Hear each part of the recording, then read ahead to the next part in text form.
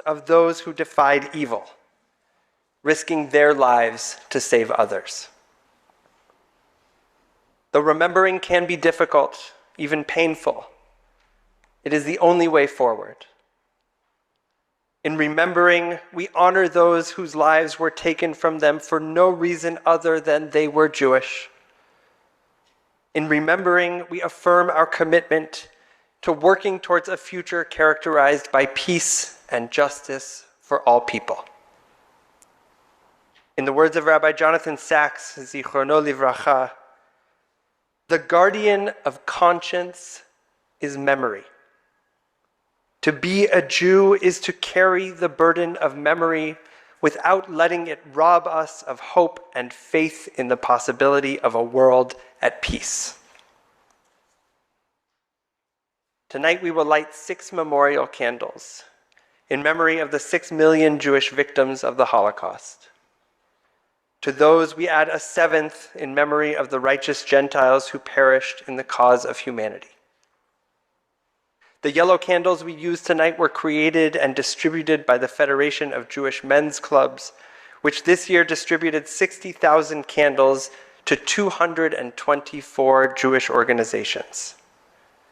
The Yellow Candle program was created in 1981, and this is the first year that all 3 of the Metrowest synagogues participating in tonight's program purchased and delivered candles to every one of our members.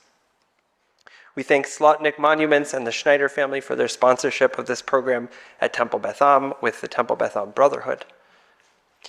And donations received in response to the program go to supporting Holocaust education programs. To educate the broader community, the sponsors of the Yellow Candle program encourage us to post photos of our lit candles on social media as well. You can follow along and learn more about those lighting the candles in the program that you received on your way in. For those joining us on Zoom, it is going into the chat as well if it hasn't already, a link to the program. After each candle is lit, we will invite you to affirm aloud, "We shall not forget." We'll begin tonight with our first candle. Unfortunately, George Clymas was unable to be here with us this evening, and so I will light on his behalf.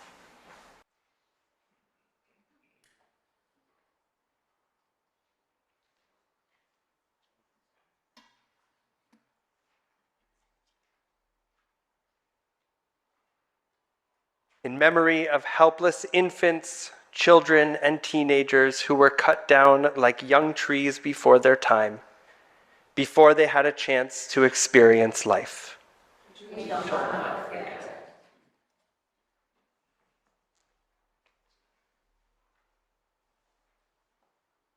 The second candle will be lit by Linda Schwartz, daughter of Herschel and Nechuma Teichmann, who both survived the first Nazi bombs in Poland in 1939. Herschel escaped the death camp by jumping out of a train boxcar's window. Nechuma was on a platform waiting to board the death train to the concentration camp, but the caboose was urgently needed to transport German soldiers. They were both liberated in February 1945.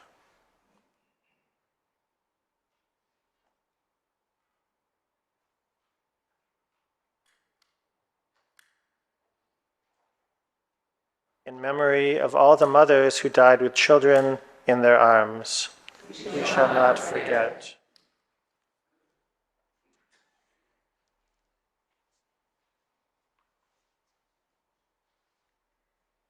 The third candle is lit by Debbi Katz, daughter of Rena Finder. Rena was saved by Oskar Schindler during the Shoah and wrote a book about her experience titled My Survival, A Girl on Schindler's List. She's been a prolific speaker and educator in many of our children's classrooms.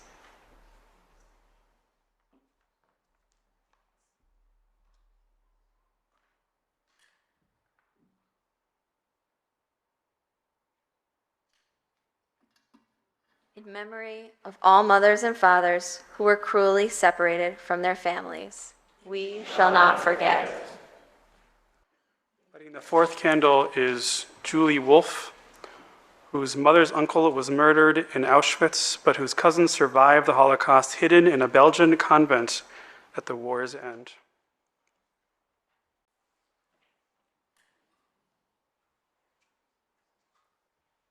In memory of all the scholars, teachers, clergy who were the first to be seized, we shall not forget.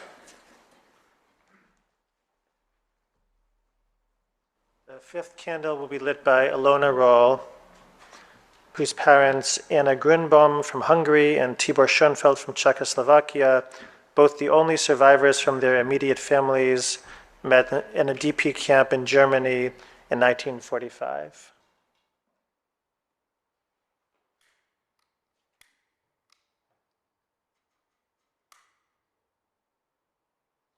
In memory of the heroes of the resistance who fought the Nazis, so few against the many, we shall not forget.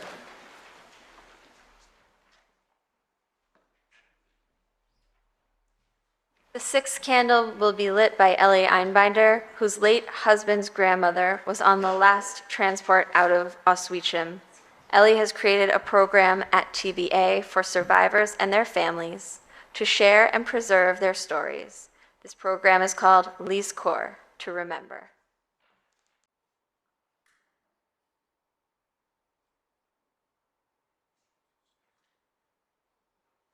In memory of all the martyrs who gave their lives to help their brothers and sisters during those dark times, we shall not forget. Lighting the seventh candle will be Kurt Linden, who will share his family's story tonight.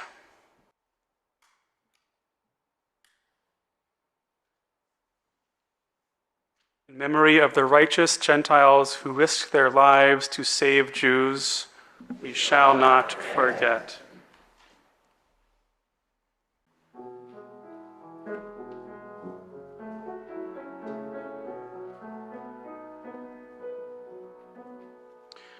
There are stars so bright that even far away, that even after life they shine, shine, shine. And when they glow, that's how you know your way. There are smiles so bright that even after years you see them through your tears. They shine, shine, shine. Though you're apart, they're in your heart for always.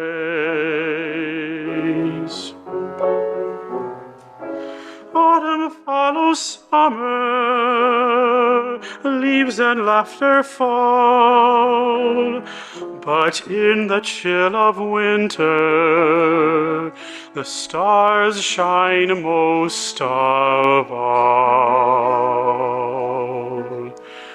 There are souls so bright that even when they're gone, that even in the night, they shine, shine, shine. And when they glow, that's how you'll know your way. Autumn follows summer, leaves and laughter fall, but in the chill of winter, the stars shine most of all. There are souls so bright that even when they're gone, that even in the night, they shine, shine, shine. And when they glow, that's how you'll know your way. That's how you'll know your way. That's how you'll know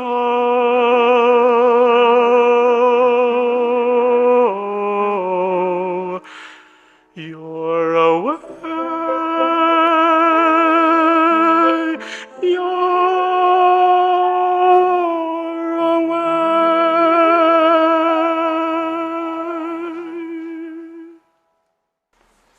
invite up Sasha Linden, who has the unique distinction of being the granddaughter of tonight's speaker, Kurt Linden, and also the granddaughter of last year's speaker, Joe Isaac Marmer, that we're really glad is with us again tonight.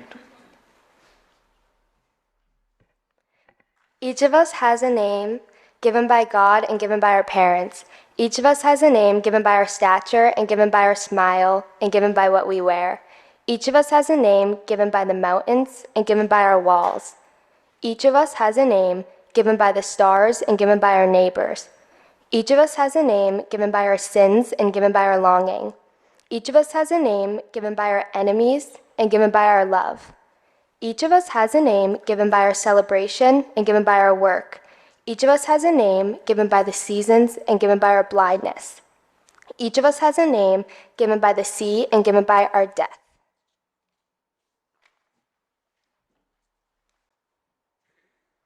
The last, the very last, so richly, brightly, dazzlingly yellow. Perhaps if the sun's tears would sing against a white stone. Such a yellow is carried lightly way up high. It went away, I'm sure, because it wished to kiss the world goodbye.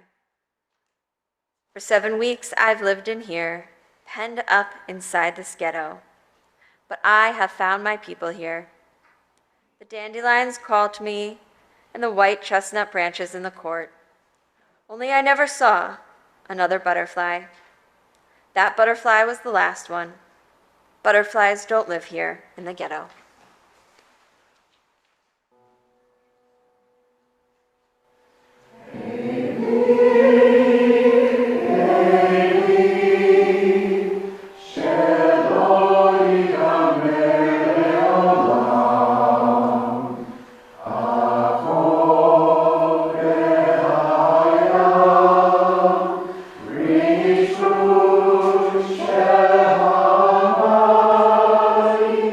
There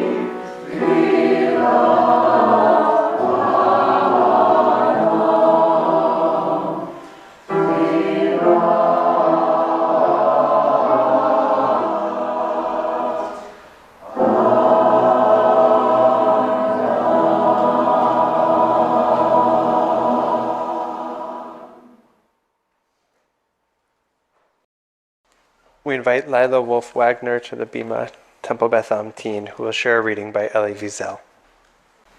Never shall I forget that night, the first night in camp that turned my life into one long night, 7 times sealed. Never shall I forget that smoke.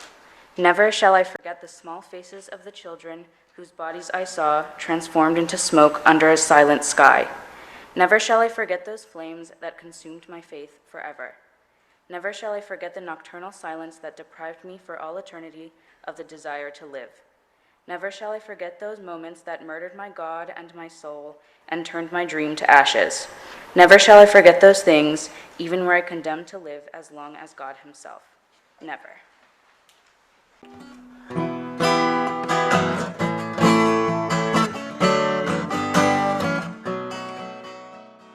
So schön kommen die Geule, so schön kommen die Geule, so schön kommen die Geule, Moschia komm schein bald, oi, so schön kommen die Geule, so schön kommen die Geule, so schön kommen die Geule, Moschia komm schein bald. Ungesäuert auf dem Herzen Machmen alle Chaim und ob der Rumen los nicht ruhen, singen mir ein Lied. Ist nicht doch kein bisschen Bronfen, lo mehr trinken Maim. Maim Chaim ist doch Chaim, was darf noch der Ried? So schön kommen die Geule, so schön kommen die Geule, so schön kommen die Geule, Mashiach komm schein bald. So schön kommen die Geule, so schön kommen die Geule, so schön kommen die Geule, Mashiach komm schein bald. Es ist ein Dorf von Kolachayim, seid nicht kein Arone. Und von sündigen Mashiach, Gicher kommen weg. Ach du Tate, mein Himmel, es werden Breit auf Mone. Seh, Mashiach soll nicht kommen, a bisschen zu spät. So schön kommen die Geule, so schön kommen die Geule, so schön kommen die Geule, Mashiach komm schein bald. So schön kommen die Geule, so schön kommen die Geule, so schön kommen die Geule, Mashiach komm schein bald. Stanzen Bäumen die Wälder, Stern auf den Himmel. Rabbi Israel der Machtan dreht sich in der Mitte. Es wird sich aufwecken, Mashiach, von sein tiefen Rimmel. Wenn wird der Herr und zertwile die Lied.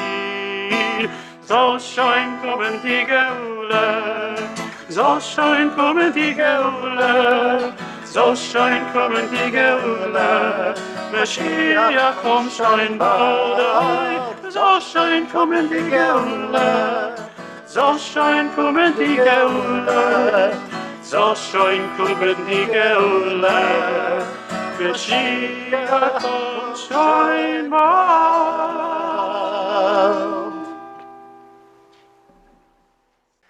Tonight's speaker, Kurt Linden, works full-time at Vox Biomedical as a senior scientist.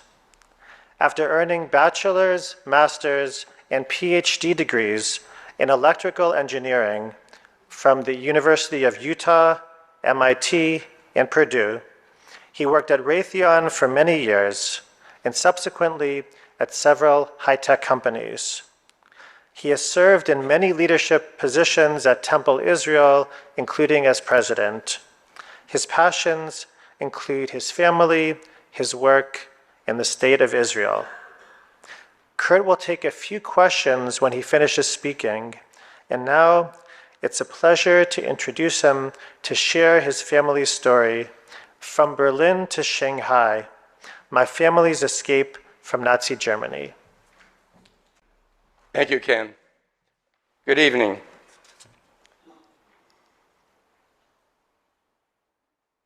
I was born in Berlin, Germany, 4 years after the Nazi regime took control and declared Hitler as Chancellor in 1933.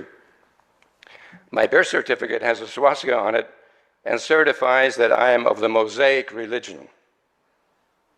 Following centuries of anti-Semitism, Jews were now fired from their jobs and were not eligible for German unemployment compensation. Jews were arbitrarily arrested and brought to local police stations where they were abused and often severely beaten. Those that required medical attention were not allowed to disclose the cause of their injuries, and my father had friends that were so badly beaten that they passed away from their internal injuries. My father and his brother-in-law often spent the night on the Berlin U-Bahn to avoid possible arrest. My then 16-year-old uncle Günther was illegally hustled into Palestine by the Berlin Youth Aliyah office when they found out that the Berlin police were looking for him. My father had served in the German army during World War I and was awarded an Iron Cross for bravery, but that was no help for arrested Jews. He threw his Iron Cross into the Spree River after hearing Nazi speeches stating that Jews never fought for Germany. His brother Kurt, after whom I am named, was a patriotic German who volunteered to fight for Germany in World War I and was among the 12,000 German Jews killed in action. Having no prospect for employment, my father, who was knowledgeable in the fabrics business, opened a small fabric store in the district of Berlin called Wedding, together with my mother, who had dressmaking skills. The store was destroyed, together with all Jewish businesses, institutions, and synagogues, on Kristallnacht, November 9, 1938. It was a terrible blow, but my parents had the front windows boarded up and continued to do business behind closed doors. Some Germans continued to buy merchandise, demonstrating that not all Germans were practicing Nazis. Against the strong objection of my mother, and against the earnest warnings from relatives and friends, my father made the firm decision that it was time to leave Germany and purchased 3 round-trip tickets to Shanghai, China, which was then the only destination in the world that did not require an entry visa.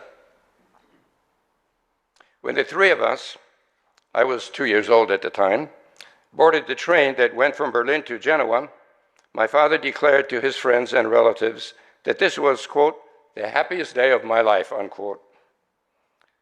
Our relatives and friends thought he was crazy because Shanghai had a reputation for being terribly crowded, mostly poor, unsanitary, lawless, and dangerous. At the Brenner Pass, the German police entered every compartment for a body search for forbidden valuables, but my parents were smart enough to take only the allowed 10 Deutschmarks per person.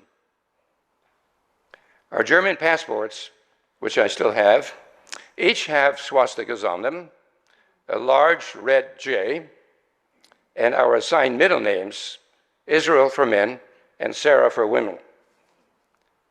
Our German citizenship was revoked, and we were officially declared stateless refugees.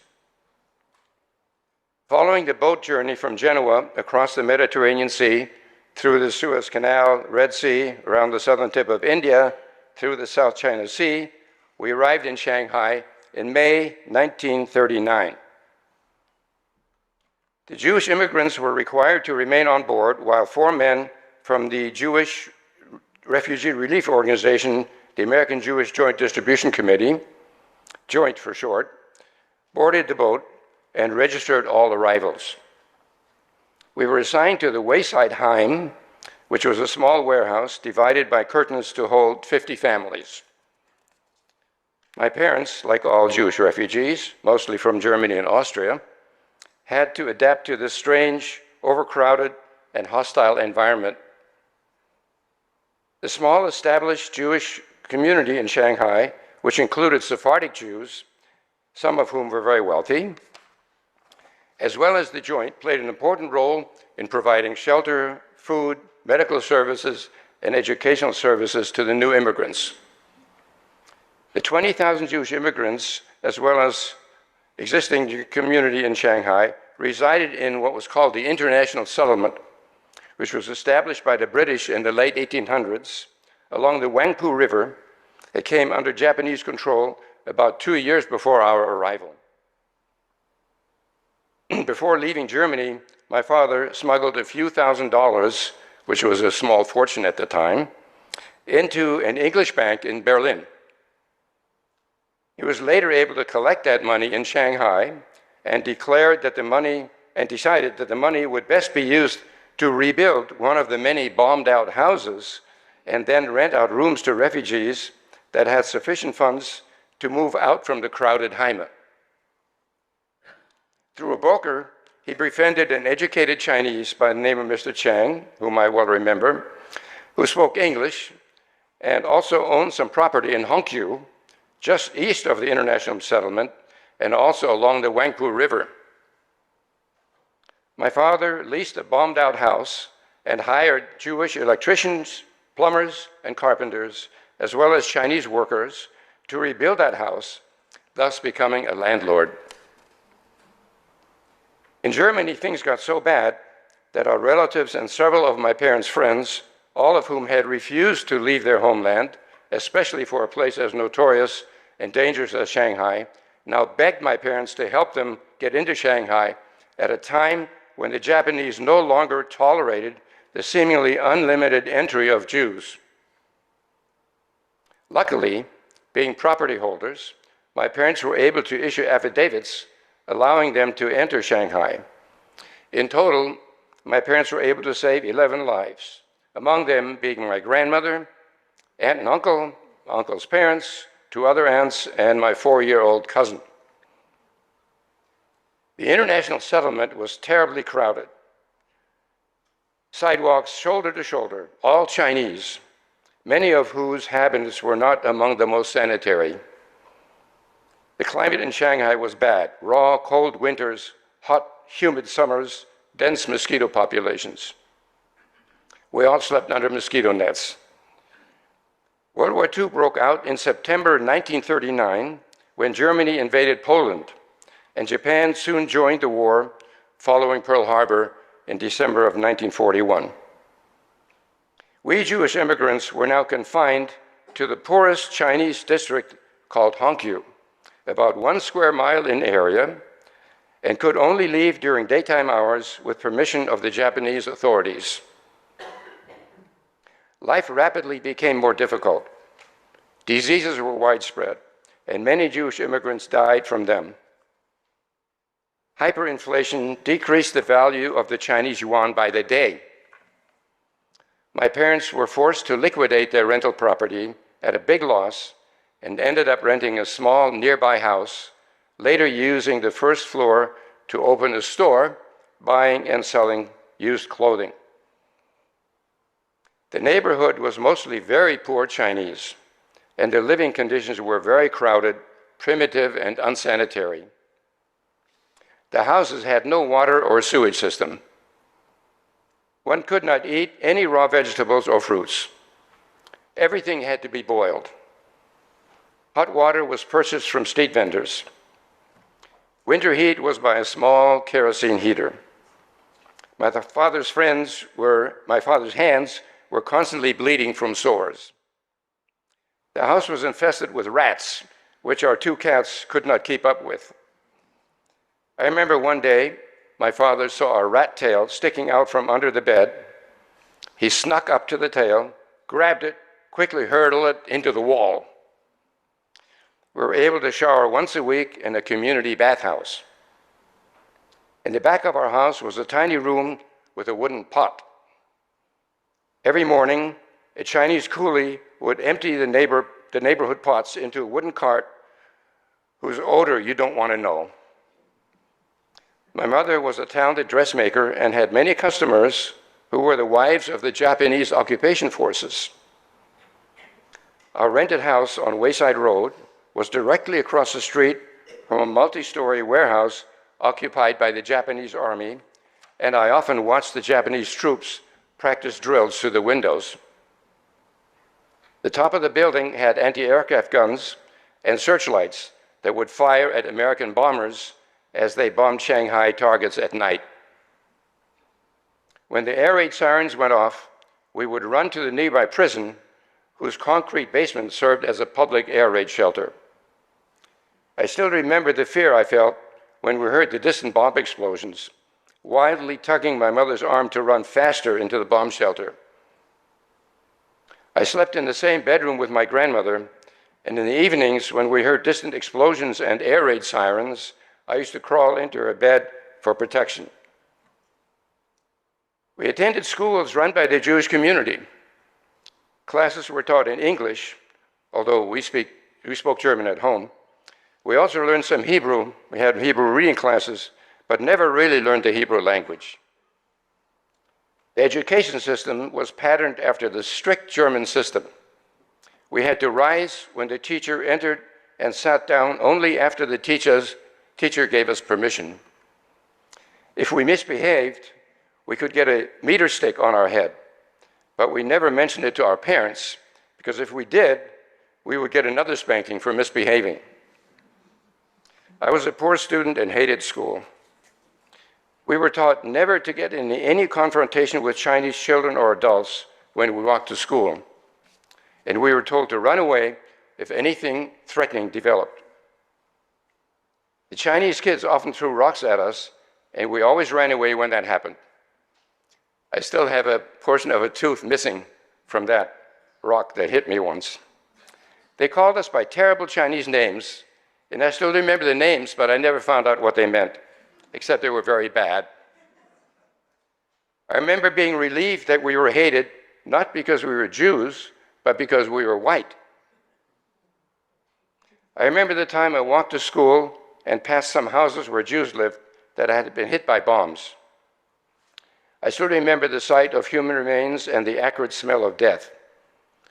It was common to see dead babies, sometimes wrapped in cloth, lying in the gutters along the Shanghai streets, and nobody seemed to pay any attention.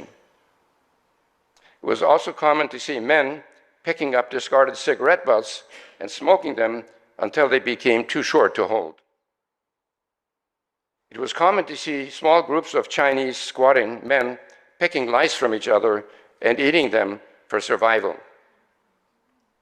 Kinnem, my parents used to call the Hubban Kinnem, which we just read about as one of the 10 plagues over Passover. Many of us had intestinal worms, and I was sick much of the time.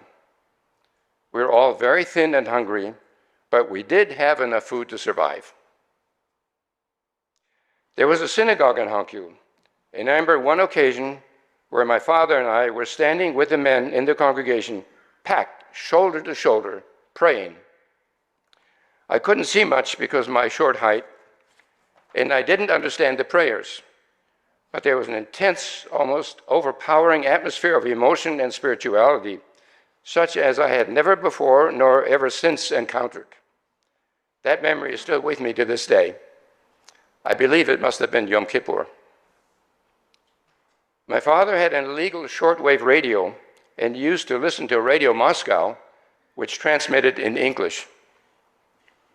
As the war progressed and the German army began to suffer defeat, my father, who had a German map book, used to red underline the various towns in Germany as they fell to the Allies, Americans and British from the west, Russians from the east.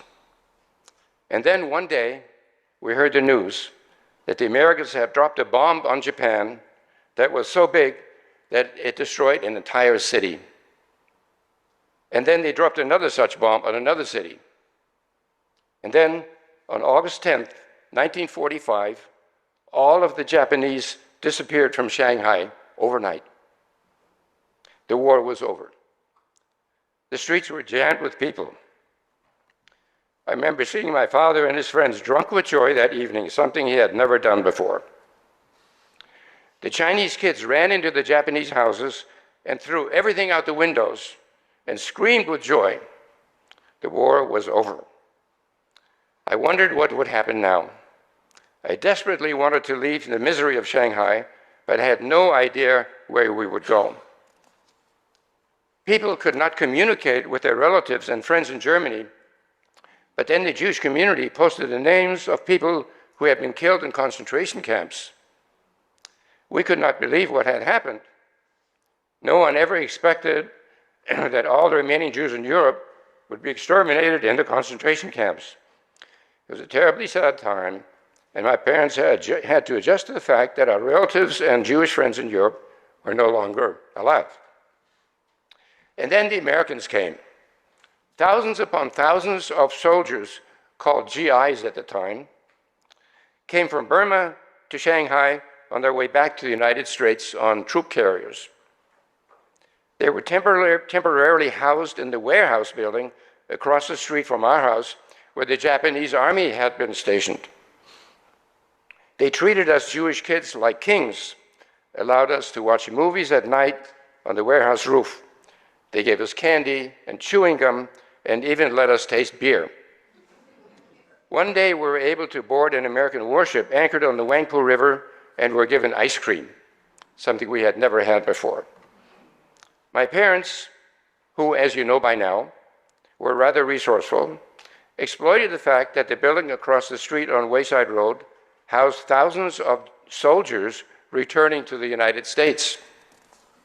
My father was able to obtain a large variety of items left behind by the fleeing Japanese, and he hung a sign above the storefront with the word, I didn't mean that, souvenirs. Well, that store became a little gold mine, and my parents were able to save enough money to later be able to pay their own way on a boat out of Shanghai. During the time between the war end and our eventual departure from Shanghai, I remember my mother, who was a very creative dressmaker, designed and sewed a Jewish flag about 3 feet wide, 2 feet high, from remnants of cloth that she had. The upper half of the flag was blue, the lower half of the flag was white, and superimposed on top of it was a large Mogen David of the opposite colors. It was remarkably similar to what later became the flag of the reborn state of Israel. We brought that flag with us when we immigrated to the United States and later donated it to the U.S. Holocaust Museum in Washington, D.C., together with the story behind it. Getting out of Shanghai after the war was not easy for stateless refugees. My parents applied to many countries, South America, Australia, Canada, and the United States. Most of them never responded. The Chinese Communist Army was moving towards Shanghai from the west, and there was again concern about our safety. Some Jews returned to Germany because they felt they were too old to try to learn a new language, but my parents had no intention of ever returning to anywhere in Europe.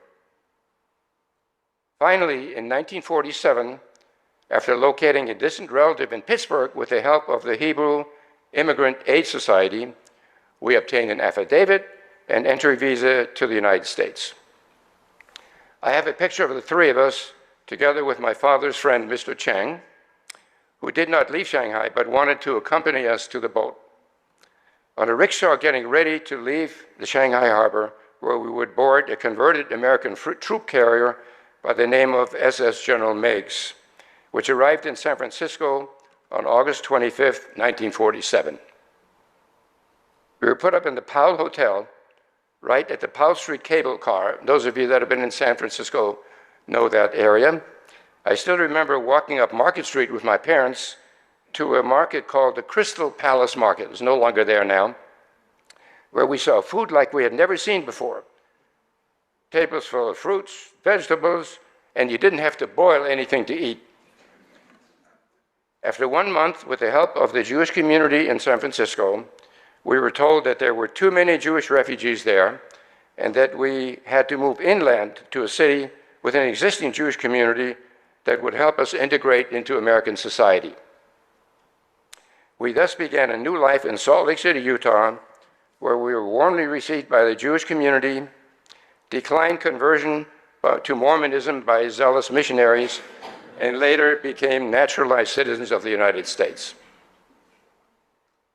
People sometimes ask me how I feel about all this, being a Holocaust escapee survivor. First and foremost, I am most grateful and deeply honored to be a citizen of this wonderful free country, as well as the wonderful Jewish family that years later Sue and I raised.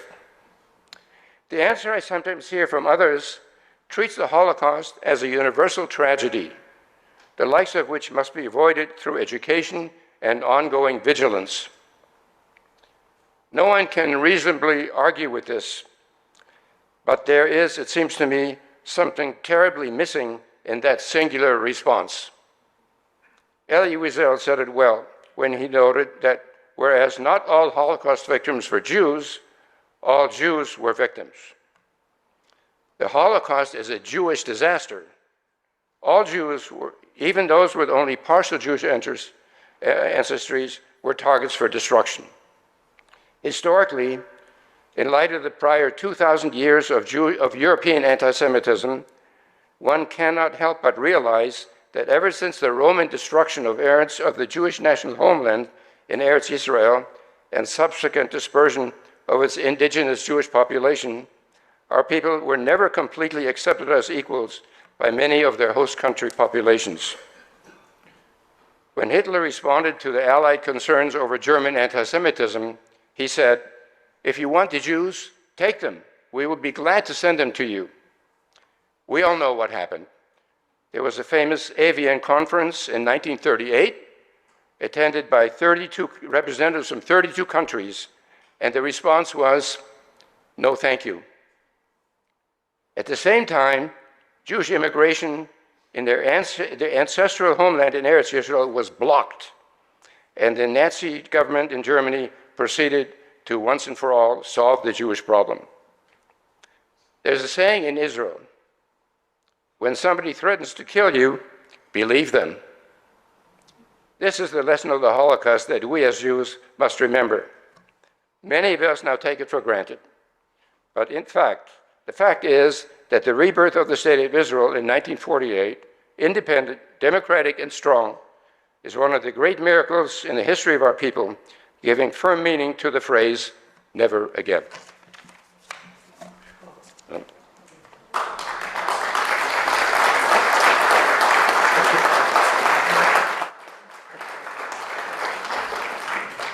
Kurt will take a few questions. Lynn.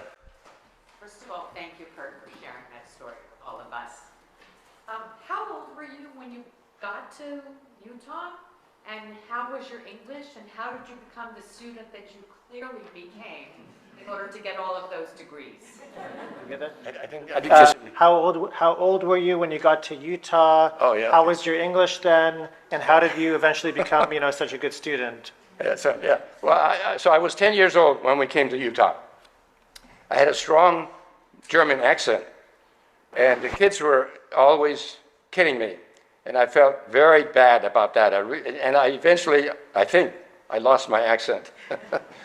But I have a friend, my parents had a friend in Salt Lake City, another Jewish family, that had a recording machine in those days, one of those recording machines, and they recorded my bar mitzvah stuff, the Haftorah reading, and my speech that I made, and I listened to the speech, and I had a German accent.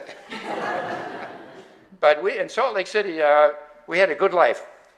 There was only one anti-Semitic incident in Salt Lake City that I can remember. None from the Mormons, ever. It came from a black kid who must have heard it from his parent. Meanwhile, the blacks were not recognized by the Mormon church, Louis Armstrong had to take the freight elevator up and down the Hotel Utah at that time. So when I told my father that, he was upset. So he went to the family and talked to them, knowing that this kid must have got it from home, and came back very satisfied and put his point across. Debbi. Kurt, the rest of your family that was in Shanghai, did they make it to the United States? What was their fate? Something about What Shanghai. happened to the rest of your family that was with you, your extended family that was with you in Shanghai? Oh, yeah. Well, so, yeah, they all, some of them went to Israel. See, nobody could get into Israel in 1947. We came in 1947. My parents and grandmother came. Several of them came to the United States, and several of them went to Israel. But nobody went anywhere else, just the United States and Israel. Fortunately, my wife and I had an opportunity to visit what was called the Jewish ghetto in Shanghai. And I thank you for your perspective, which was much more sophisticated, you might say, than what we learned there. How was it that Jews in Berlin and other parts of Europe even knew of Shanghai as a place where they would go? He says he and his wife visited the Jewish, what had been the Jewish ghetto in Shanghai. They visited Shanghai. Oh, yeah. And he was wondering, how did how did your family in Berlin even know about the possibility of going to Shanghai? Oh, well, everybody knew. So if you wanted, the situation, at the time that my parents left, 1939, nobody ever dreamed that there would be such thing as the Holocaust. That was totally inconceivable. If people had known that, it would have been a much bigger exodus. But some of my father had a good friend who, when Hitler came to power in 1933, said, "I'm out of here." But most Jews said, Hitler, this is so crazy, so insane, so senseless, he can't possibly last long. Can't possibly. And they were right. I mean, he didn't last long, but he lasted long enough to kill 6 million Jews. So the bottom line is that people who wanted to leave after 1938 or so, there was really no place to go. Shanghai was the only place open. And we have to really thank the Japanese. It wasn't the Chinese. Now you hear a lot about how nice the Chinese were, propaganda, letting the Jews survive in Shanghai. It wasn't the Chinese, it was the Japanese. And the reason the Japanese did that is that Japan was an ally of Germany in World War II. They believed Germans. The Germans said, look, Jews control the banks, they control the press, they control everything in the United States. Even Franklin Roosevelt was part Jewish, which is nonsense. The Japanese believed that. So if we are nice to the Jews, maybe Japan will stay out of maybe the United States will stay out of the war and leave us alone. But then they found out that it wasn't true. There were 20,000 Jews there in Shanghai. It was getting terribly crowded. And then they said, that's it, no more. And then there was no place in the world left. I can't help but notice that you are perhaps the youngest Holocaust survivor escapee that I've ever met. And I wonder what you think about what our generation of teachers and educators needs to do when there are no Holocaust survivors left to tell their story in first person. Because I think perhaps you're the youngest person I know who still has a living memory of the Holocaust. So your question is? What do you want us to do when the next generation? Okay, yeah. So the question is, she's the only survivor. I'm the only survivor that you know. But there are other survivors here. Joe Marmer is one. He's an Auschwitz survivor. You're certainly the youngest. If you ask me what I want you to know, I could talk for a long time about that. There's a lot of talk about anti-Semitism. I don't believe that anti-Semitism will ever go away. That's my personal belief. It's been here for 2,000 years. It's not going to go away. After the Holocaust, you expect it to go away. It's not. If you look on Google, in Germany, there are 30 churches in Germany and environments that have concrete stone statues of what's called the Judensaal. Anybody familiar with the Judensaal? Look it up on Google. Judensaal is a statue of a pig, a female pig, with Orthodox Jews sucking on the pig. It's totally disgusting, disgraceful. Those statues are still there today. Can you imagine yourself belonging to a church and allowing that? I would insist that they blow it up with dynamite.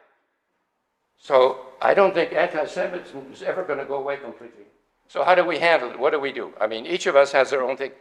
I've hardly ever encountered any anti-Semitism in this country. And I think it's probably true for most of you. And the small amount that there is, we can live with. We're going to have to live with.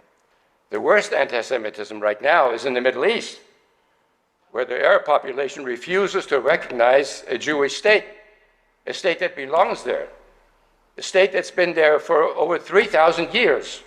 They refuse it. They're taught to hate. There's going to be a train at Harvard University. Did you hear about that? The Harvard Hill is going to have a freight train at Harvard University to commemorate the Holocaust. And I can assure you that there will be some Palestinian demonstrators there against that. Anyway, I could talk all day about that. That's my answer. Last question, Joe. Have you gone back, or do you have a desire to go back to China or Germany? Have you gone back, or do you have any desire to go back to either China or? Yeah. Thank you, Joel. Thank you for your question. I should mention that Joel and Ruth visited Shanghai, and they saw the house that we lived in. And I told Joel at the time, when he stands in front of the house, number 325 Wayside Road, which is now called Hoshanlu, turn around and take a picture of whatever's there. And you did that, and you gave me the picture, which I appreciate. And it's that same building where the Japanese were during war and the Americans were there. But the answer to your question is no, I have never gone back to Shanghai. I'd rather spend my money traveling to Israel, but if somebody paid for my trip over there, I might consider it. Thank you.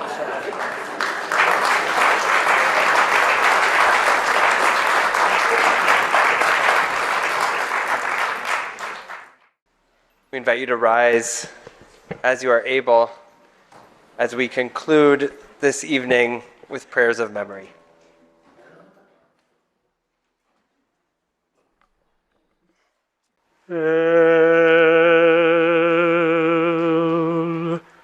Malei Rachamim,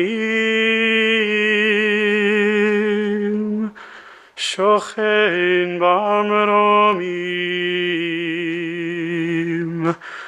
Hamsei b'nucha nechona tachat kanfei Ashchina, b'malot kedoshim u'tehorim, כזוהר הרקיע מסירים את כל הנשמות של 6 מיליוני היהודים חללי השואה באירופה שנהרגו, שנשחטו, שנשרפו ושנספו על קידוש השם. בידי המרצחים הגרמנים הנאצים ועוזריהם משאר העמים. לכן בעל הרחמים יסתירם בסתר כנפיו לעולמים.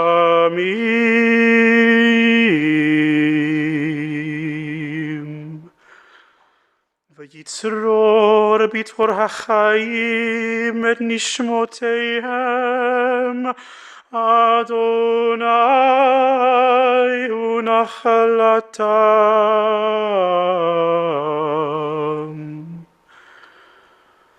בגן עדן תהא מנוחתם,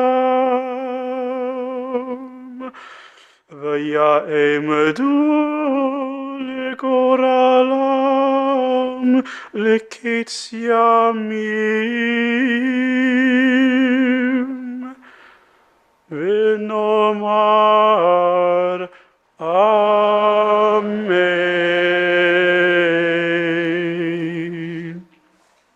Eternal One, full of compassion, who abides in the heavens, grant complete rest between the wings of your sheltering presence among the holy and the pure. To the souls of all men, women, and children of the house of Israel, who were slaughtered and suffocated and burned to ashes. May their memories endure, inspiring truth and loyalty in our lives. May the Garden of Eden be their place of rest. Master of compassion, grant that their souls be bound up in the bonds of life. May they rest in peace. And let us say, Amen. Amen.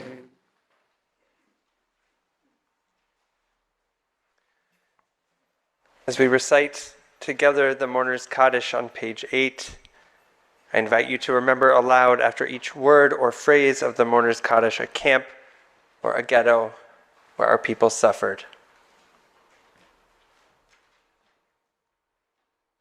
Yitgadal veYitkadash Shemei Rabbah Be'alma divrach hirutei Ve'yamlich malchutei Vaidanik Bechayechon uvyomechon birkenau Uvchaye dechol Beit Yisrael kovno Ba'agala uvizman kariv Shanoska Ve'imeru Amen. Yehi Shmei Rabba Mevorach Le'olam Ulalmei Almaya Yitbarach Ve'yishtabach Theresienstadt Ve'yitpa'ar Ve'yitromam Buchenwald Ve'yitnaseh Ve'yithadar Treblinka Ve'yit'aleh Ve'yithalal Vilna Shmei de Kudasha Barichu Bergen-Belsen Le'ela Mauthausen Min Kol Birchata Veshirata Dachau Tush Bechata Venechemata Minsk Da Amiran Be'alma Horsa V'Yimeru Amen Yehi Shalama Rabba Min Shemaya V'chayim Aleinu Ve'al Kol Yisrael V'Yimeru Amen Oseh Shalom Bimromav Hu Ya'aseh Shalom Aleinu Ve'al Kol Yisrael V'Yimeru Amen. Please, let's join together in singing Hatikvah. Kol od balevav penima nefesh Yehudi hamiyah ulfatei mizrach kadima ayim letzion Sophia Olo Hatikvatenu Hatikvah Bachanot Apayim Liyatam Kovshi Be'atzenu Eretz Zion V'Yerushalayim Liyotam Chofshi Be'atzenu Eretz Zion V'Yerushalayim. Special thank you to Kurt Linden for sharing his and his family's story with us this evening. Thank you all for joining us for this very powerful evening of memory. This concludes our program. Laila Tov.